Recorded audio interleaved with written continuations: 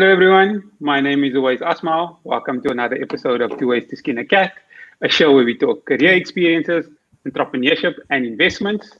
The main aim of the show is to show that there's more than one way to be successful other than just climbing the corporate ladder. We are live on LinkedIn and YouTube, and a reminder that the show will be available on podcast by latest tomorrow morning. I've actually just realized that load shedding starts at 5. So if I cut off for 2 minutes, I apologize. That's just me resetting the router. But hopefully it won't get you there. If you are watching live, please drop a 1 in the comments so that we know we're not talking to ourselves. And drop a 2 in the comments if you are watching the recording. My guest for this week is Lungile Thabethe, former deputy head of the Departmental Accounting at eThekwini Municipality in Durban, who's also completing her master's in accounting. Lungile, thanks so much for joining me today. Thank you for having me. I'm not sure if we are live, but it looks like we are live. I don't see any comments coming through, but we'll have a conversation, and we'll see as the comments come through. They'll come. Okay. So to jump straight into questions, tell us your story. Where have you come from? Outside of work, who is Lungile Thabethe? Give us a backstory. Where do I come from? I think in terms of where I'm originally from, I'm from KZN, down in the South Coast. Currently, professionally first, I'm a member. I'm not only a CA, I'm also a member of IIA and also IOD. So those are three professional bodies that I'm a member of. In terms of my journey, most of all, I'm one of those that became a CA by accident, honestly. I never intended. I wish I could say I was so certain. I was not certain until the last registration day at UNISA after I matriculated. Because what happened is that I always wanted to be a teacher. Growing up, I wanted to be a teacher. I was passionate about it. But I think it was truly stemming from the quality of teachers I had in high school, and also the role models coming from a township. The role models we had at that time were quite limited. You know, the most educated person in our street was just the teacher, and we went to a school that the teachers were very good. So it's the only exposure I had. But also, so that's what I wanted. And as I did some research, second choice, I knew I wanted to be an internal auditor. But then after I matriculated, I didn't have money to go to varsity, and I've got a twin sister. She's actually a CA also. So we're just stuck without money. We approached this guy who's who's an entrepreneur down in the South Coast. He was my father's employer. My father was a general worker working for him. So we approached him, asked for a loan to go and study. He himself was not educated, but he just knew that he's not going to hear the story about teaching. He's going to hear the story about auditing, because it turned out that he had a son who was our same age, same age and going to study the CA route. So he took us to his friends who owned an accounting firm, and then the rest was history. When we left that accounting firm that day, we had a check for 10,000 rands and an instruction to go and register and be CAs at UNISA. So you didn't have a choice. You were like, go, and you went.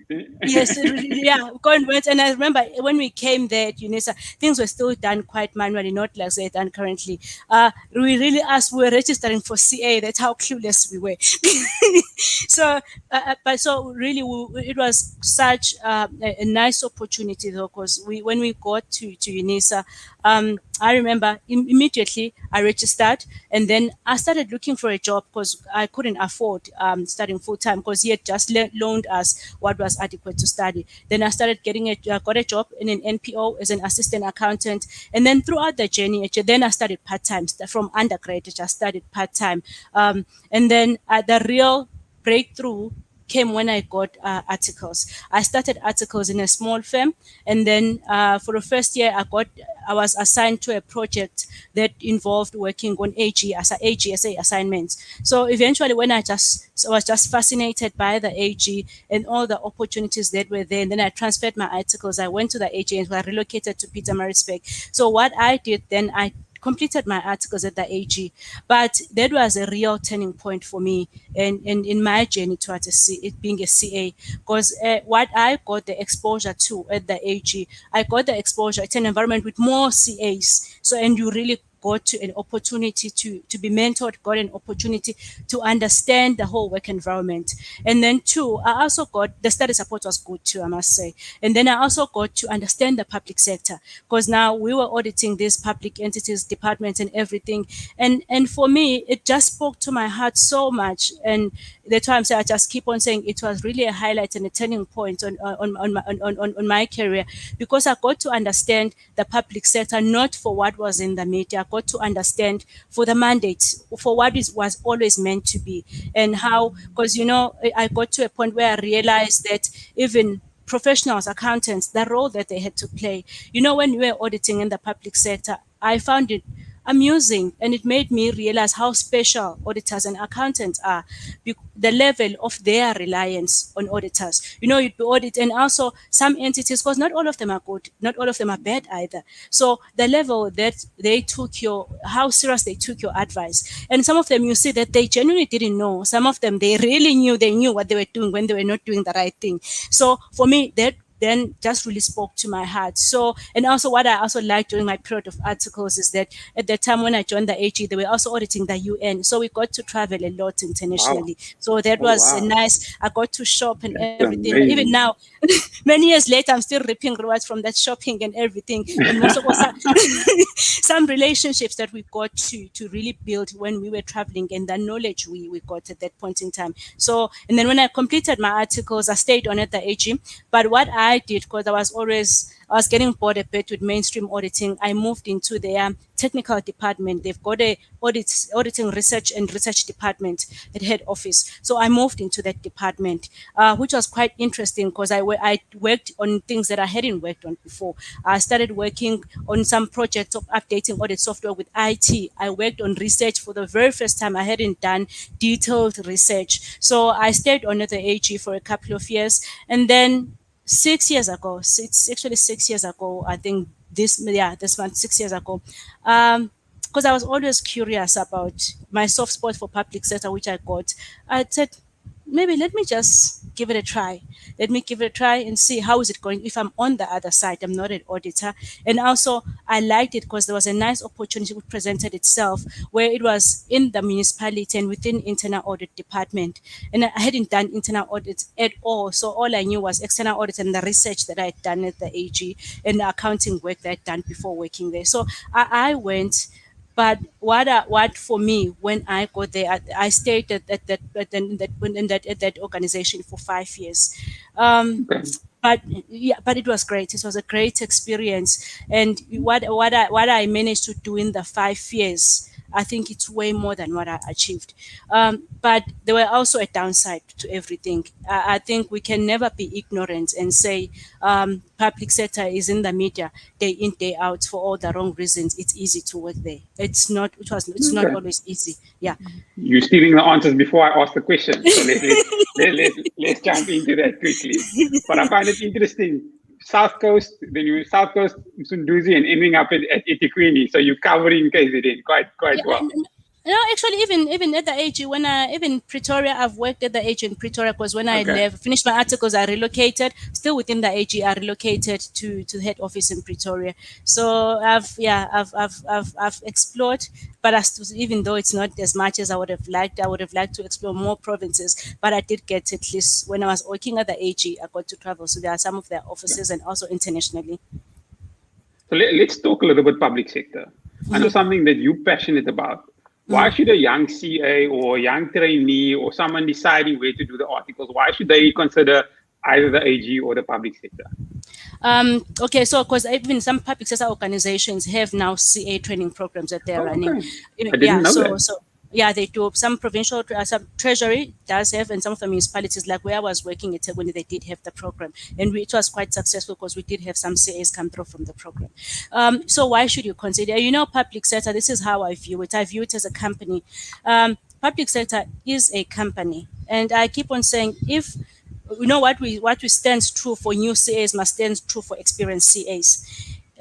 With all that, we cannot deny the challenges that the sector may be facing. But what I always say to people from my own experience, the highlights of my career were within the public sector, and the worst years of my career were within the public sector. So what does that tell you? it tells you that it's not about the sector as a whole. And with all the accounting scandals, we don't go painting the private sector just because a couple of companies and accountants in some companies have done certain things which are unethical, and its leadership didn't do, and then boards didn't do what they're meant to do. So it's the same for the public sector. When I use my own example, I always say the highlight of my career was when I was a senior manager in an internal audit division in the public sector. It was very hectic. And I think for me, I really have no cap on my mouth, and I really push boundaries. And I push boundaries. I never felt threatened. I never felt intimidated by anyone when I was in that position. But also, were instances when I was in other positions where I did feel threatened and intimidated. And what made the difference was all the time was always the tone at the top, starting not only from you are talking the executive, the politician, also talking my direct reports. When I talk, I remember at some point, someone was a senior manager in the internal audit division. I reported to a guy who's not even a CA, but he never pressurized you, never compromised you ethically in any way, not even close to it. So what I would say to any CA, really, or aspiring CA and young one who's considering public sector, you need to do your research. Like you would do your research before taking any job, you need to do your research before taking any job in any sector. That's the skill you need to apply. You need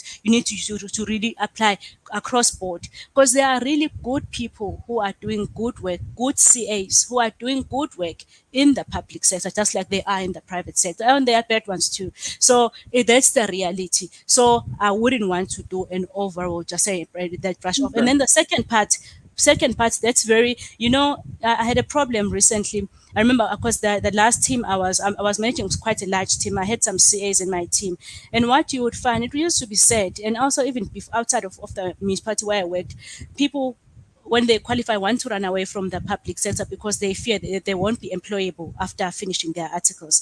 Some of them, they say they feel that they've stayed too long. And I've always found that anyone who's of the view that a CA who trained or a CA who is working in the public sector is less knowledgeable than one in the private sector, I would still have to prove it to me. You know why I say that? I make an example also from my own experiences. With my last position I held, I was managing a portfolio of amounting to 30 billion. And I had to start from budgets throughout to financial reporting.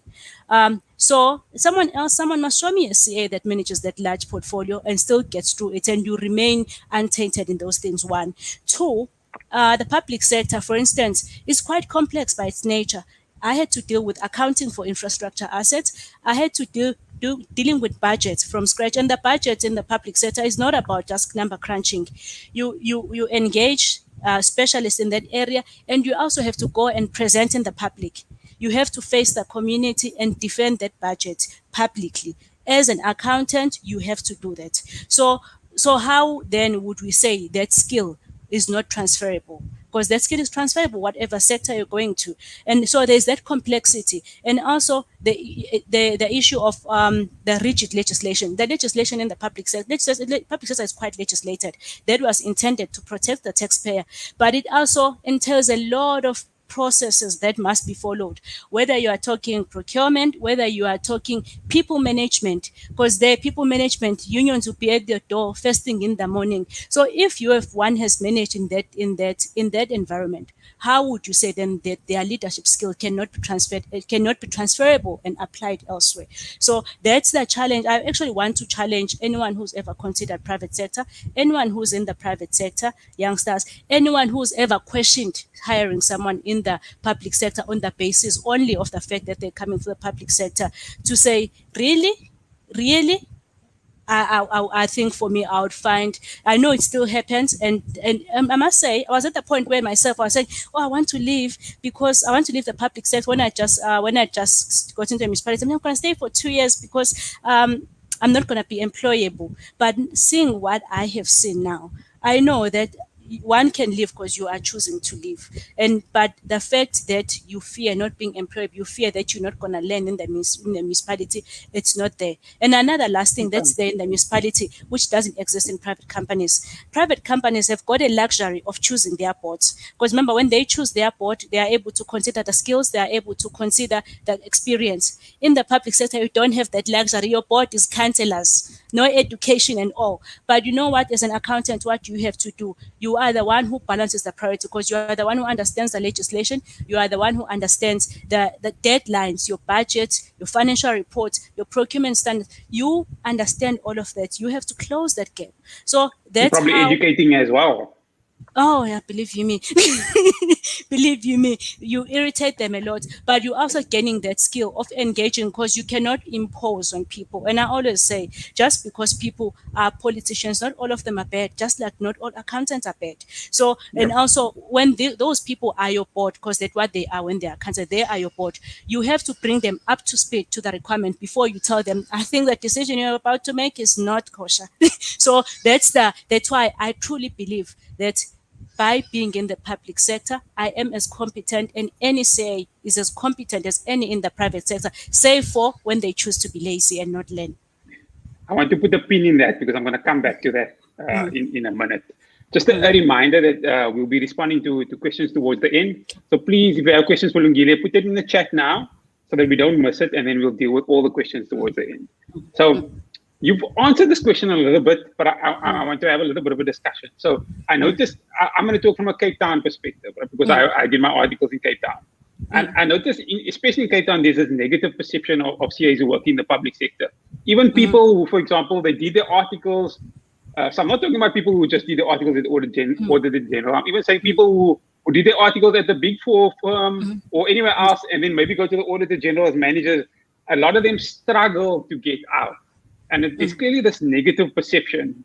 You've answered it a little bit, but because a lot of the things that you've told me now, I was not at all aware of in terms of like dealing with discussing the budget or presenting the budget, taking the managing that level of assets. How do we stop that negative perception? How do we change that negative perception? That's a very difficult one to say. How do we change? Even I have experienced it. And recently I had an instance. One recruiter, he was quite honest. I actually appreciate. He asked me upfront. He said, every time a person engages with you, a person look at who you are in every area of your life. You look like a very ethical person, but it doesn't gel with where you've worked. And honestly, it comes down. And I told him it comes down to a personal decision. The most unfortunate part is that how do you convince others? I don't have a direct solution of how you convince others, but what I have found to work for me, especially at the time where, like for instance, I'm studying full time. I'm considering going back in the job market after I finished my masters, but I've started just engaging proper career coaches for my own self development. It takes some time, but just like in any skill, it's about putting yourself out there. You know what I felt that I did, a mistake I did at some point in time, and a lot of professionals do. When you are busy, you stop putting yourself out there. We put yourself, irrespective of what, it's difficult. There is a negative perception, but you need to put yourself out there. Put yourself out there before you are looking for a job.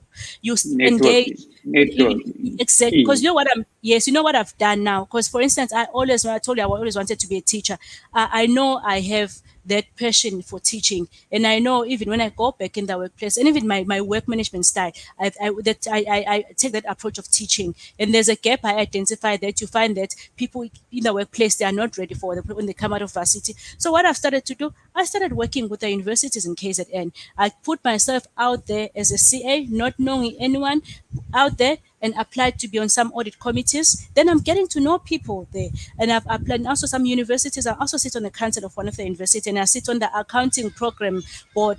Pro bono, I don't get paid.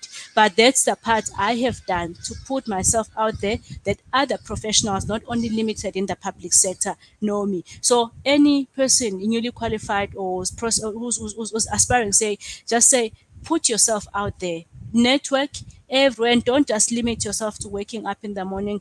Go to trainings, go to conferences that are meaningful, of course, not just for the sake of going. And identify what is your interest and align with it in a manner that is able to also serve you in your career than just limiting. So it's doable. It's not that easy. I can attest to that. It's very difficult. There's a negative perception. That's why I say, for me, I would still like to really question a company that still use that mentality. And it's the same as professional bodies. And I'm intentionally saying professional bodies because I'm not talking about SAICA only.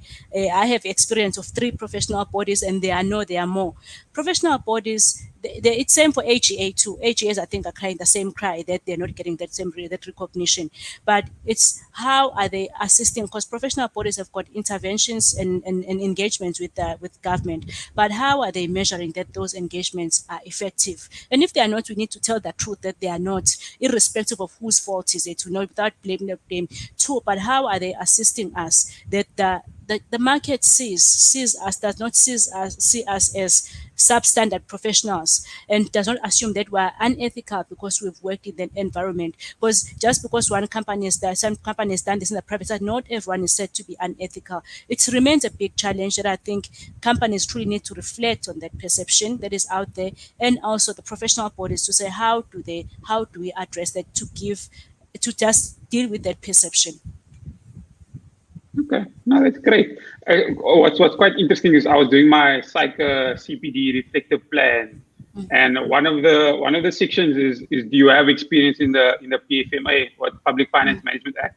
Now I'm never gonna have any experience in the PFMA because I've never done a single Auditor General audit or anything like that. So if you go to the Auditor General, at least you'll have one leg up on the rest of us.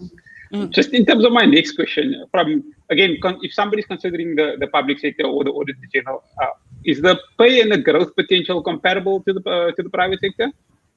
I would like to say yes and no. It depends on the level that you're on.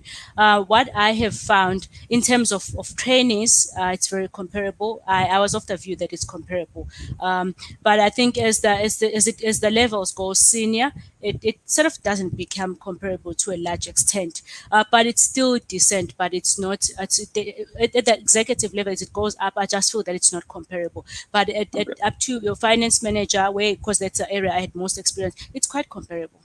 So, and the benefits, and some of them, they really get the study supports. Those who are doing articles, they do get the study supports in most of these public sector organizations that run the CA programs. That's just like they are run by private firms. They do get the study support, your study leave, and all those things. And I was interviewing Dumisani Mafango a couple of weeks ago, and he also said that you can also do the ACCA route through the AG as well. So there's more than just the cycle route if you wanted to go through the AG, which I thought was also quite interesting. Yeah, and then CIA, so in the public sector, not in the AG, but within the public sector, and the CIA, because obviously they have internal audit division, they have that interest in getting people qualified as internal auditors. And talk to me briefly about the So I've done internal audit for a few months, and I realized it wasn't for me.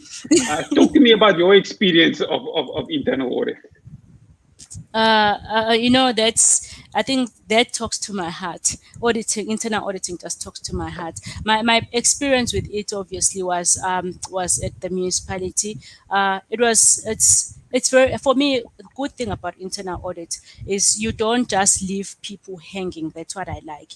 You are able to follow through on your recommendations, and also you don't just point out the problem in terms of numbers only. You assist the control environment. So that's what I really like the most, that you are able to review their control and follow through that there's implementation. And also if there's no your recommendation was not implementable for any reason, you are able to walk the journey with them. So that's I think that's the unique what makes me love internal audits as opposed to external audits, because I just feel external auditors just tell you did this and you understand why they would, and then you leave you hanging. But within internal audits, you are able to have more time to pay attention to detail to the processes. So the impact you have is sustainable, as opposed when you just hit and run, you just don't have the time. So that's what internal audits. What in my experience of it, if internal audit is taken seriously in any organization, it has potential of solving a lot of these problems that we end up hearing in the media. And when I say taken seriously,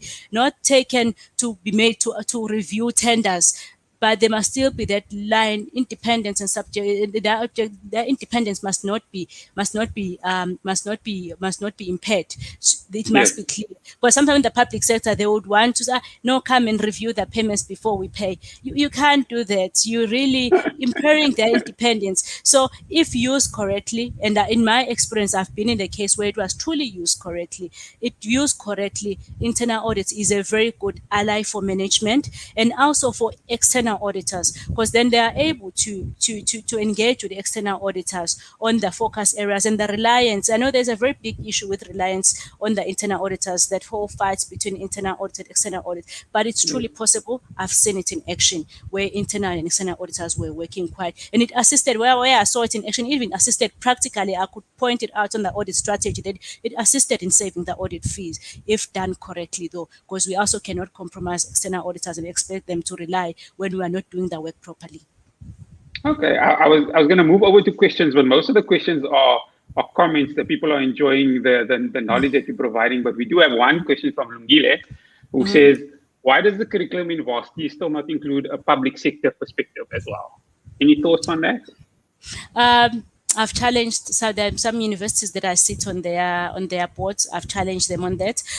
One of the it's the biggest driving force behind that, though, is because when universities develop the curriculum, you remember their degrees have to be accredited, but have to be approved by SAICA. So they just focus on what SAICA needs and don't focus holistically on what is necessary. So that's really the drive, because they want to develop qualifications that are there in line with the requirements of SAICA. But one university, what I've put for as a recommendation for them was that maybe we people who are knowledgeable in the public sector need to do guest lecturers for them. We just come do guest lectures for students, and then because even if we just get 8 hours per semester, but it's a good start. Because at high level, they do introduce the concept, but I think that I saw it in auditing 3A in one university. So at high level, so I just believe if you were to get a couple of hours, and then we take it upon ourselves, talk to the universities, and just and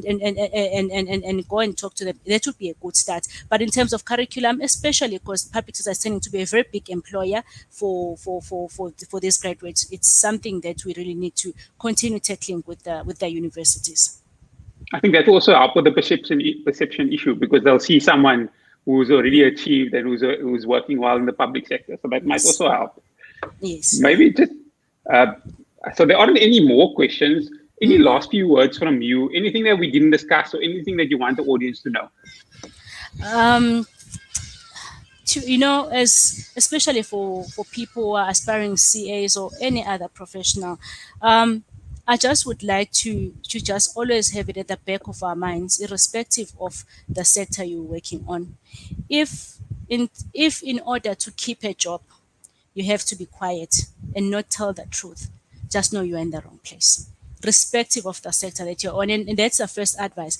Another advice that I would give any person who's starting off their career, personal finance management. I like it that ways you speak about it. Personal finance management is very important. Do not live beyond your means. The problem starts when you qualify. When at my time, when people qualify, they just went for that. They just went for the zebra. No, the zebra. I will not tell you what's the zebra. Yeah, I know. And then they never got out of it. Such things. What I learned from my experience, guys, there are temptations. You're gonna have them, temptations, but you are exposing yourself even more when there is a reason why you can be tempted. So the issue of personal finance management, I can never overemphasize that. Especially when you're starting your career, you must not start it off at the wrong foot. It's very difficult to recover once you mess up. And it leaves you exposed to the temptation that you may come across in your career as a young professional, especially as a young professional who's got access to money. You will be tempted. People will come to do crazy offers for you, and you will always be conflicted if you've positioned yourself in a manner that you will need the money. So that I can never overstate. So it's just that if you really need to stop telling the truth to keep the job, then you definitely need the job, another one, not that one. And issue of personal finance management. If anyone just can take those two away, I think it goes a long way in developing our careers. And also, money is not everything after all. So we need to still have to be able to sleep at night, and we need to be able to say, every time you read the newspaper saying that the Hawks are investigating this contractor, you don't need to just, oh my God, are you gonna be coming to my house? So that's why we must just make sure we take care of that. I think that sums it up brilliantly. Yeah. Reminder that the show is live on YouTube and will be available on the podcast tomorrow. If you are watching on YouTube or listening on the podcast and you feel that this has added value to you, don't forget to like and subscribe so that you can get automatically notified when the next episode comes out. We also have our weekly discussion on Clubhouse about business and investing in South Africa. That happens every Monday at 5 p.m. I'll send out more information about the next episode. Lungile, thank you so much for joining us. Thank you. I've learned a lot. There's lots of things that I had no idea about, so you taught me quite a bit, and thank you for sharing your experience with us. Thank you. Bye. And thank you everyone for joining us for another episode of Tooways to Skin a Cat. Goodbye.